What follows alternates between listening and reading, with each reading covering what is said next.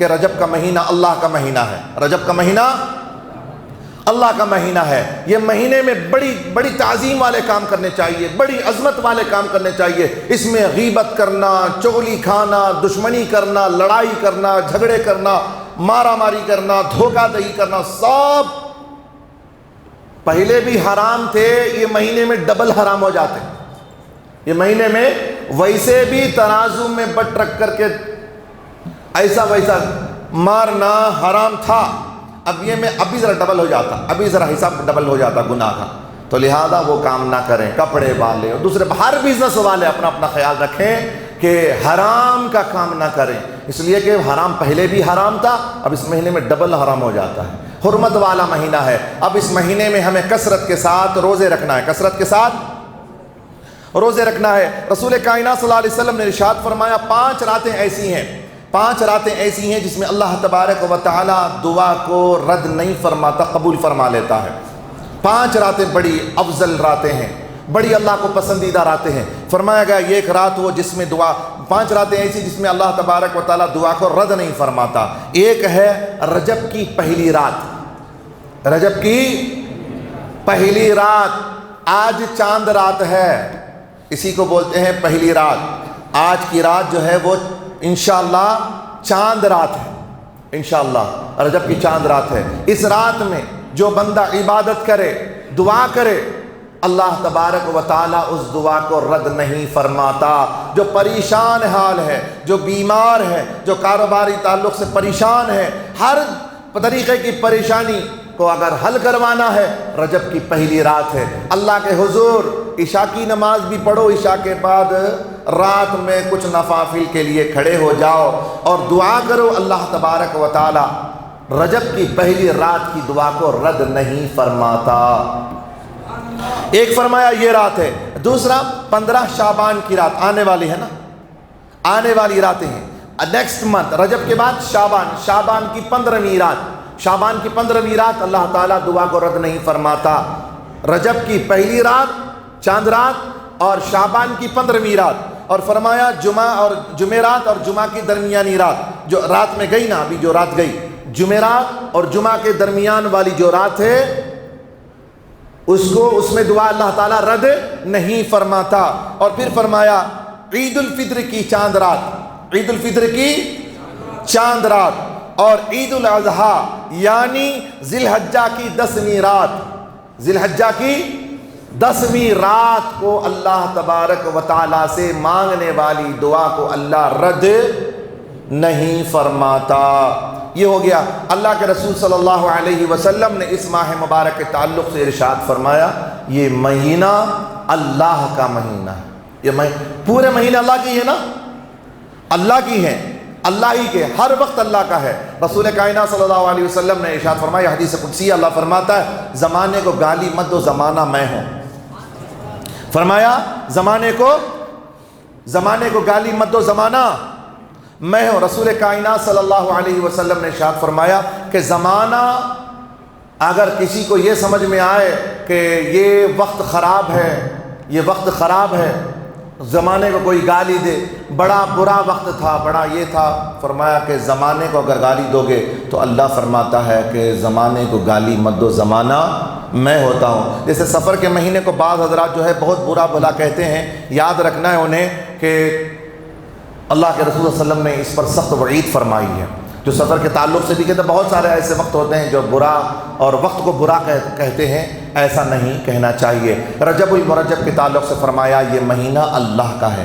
اب جب اللہ کا مہینہ ہے، اور بھی مہینے اللہ ہی کے ہیں، لیکن خاص طور سے تاکیداً فرمایا رجب اللہ کا مہینہ ہے، تو اب یہ مہینے کے تعلق سے فرمایا کہ یہ مہینے میں کثرت سے اللہ کو یاد کرنے والے کام ہوتے ہیں۔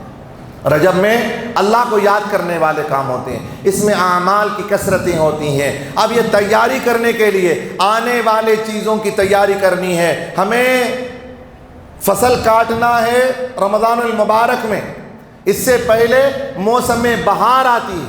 موسم جب آتا ہے، ہر کھیتی باڑی کرنے والے کو معلوم ہے کہ کون سے مہینے میں بارش ہوتی ہے، اس سے پہلے وہ اناج بو دیتا ہے کہ اس میں بارش ہوگی بارش ہوگی اس سے پہلے ہم بیج بو دیں گے، پھر بارش جب ہوگی تو پھر فصلیں نکلیں گی، پھر اس کے بعد فصل کاٹا جائے گا۔ بہت سارے لوگ اپنے کام کاج چھوڑ کر کے اپنے گاؤں چلے جاتے ہیں، اپنے ملک چلے جاتے ہیں۔ کیوں جا رہے ہیں؟ کہا کہ نہیں فصل آ چکی ہے، ہمارے کھیت میں فصل آ چکی ہے، کھیت میں فصل کاٹنے کے لیے جا رہے ہیں۔ لوگوں، رمضان کا مہینہ آنے والا ہے، شعبان کا مبارک مہینہ آنے والا ہے، اس سے پہلے رجب کا مہینہ دے کر فرمایا کہ لوگوں تیاری کر لو، رجب بہت عظمت والا مہینہ ہے اور شعبان بھی عظمت والا مہینہ ہے۔ سونے پہ سہاگا، رمضان تو عظمت والا، ہر وقت وہ جو ہے وہ اللہ کے کام کے لیے رکھا گیا ہے۔ اس سے پہلے تیاری کرنی ہے تو رجب کے مہینے میں آپ اپنی تیاری کریں گے انشاءاللہ تبارک و تعالی۔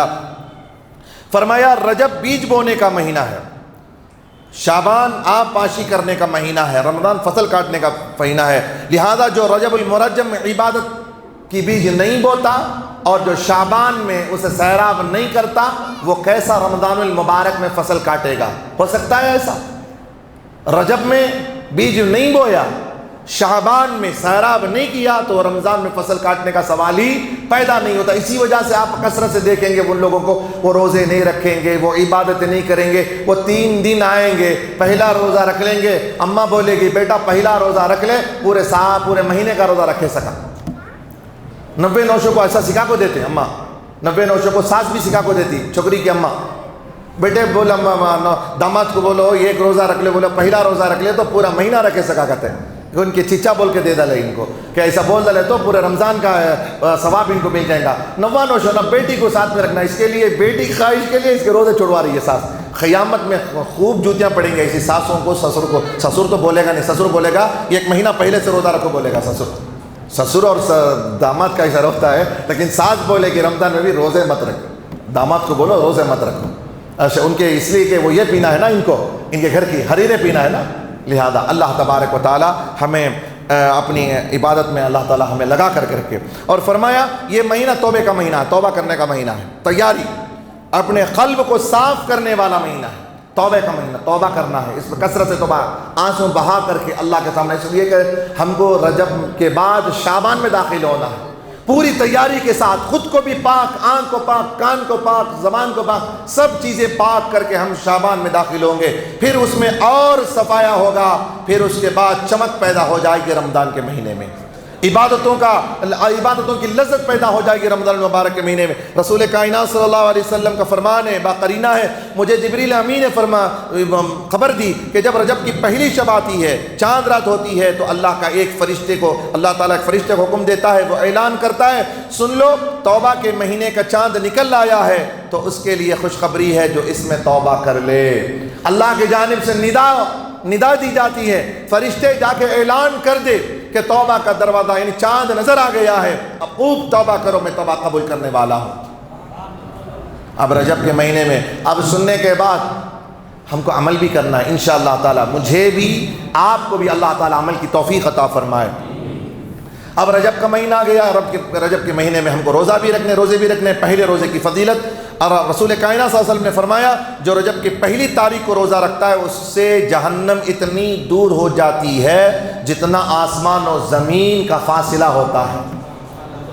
ایک روزہ، پہلا جو روزہ ہوتا ہے رجب کا جو پہلا، اب یہ بھی بدعت بولے، یہ کہاں سے حدیث میں؟ نفل روزے کے لیے دلیل لانے کی ضرورت، نفل کام کے لیے اسے قوی حدیث ہونے کی ضرورت نہیں ہے، نفل کے لیے، عمل کے لیے کافی ہے۔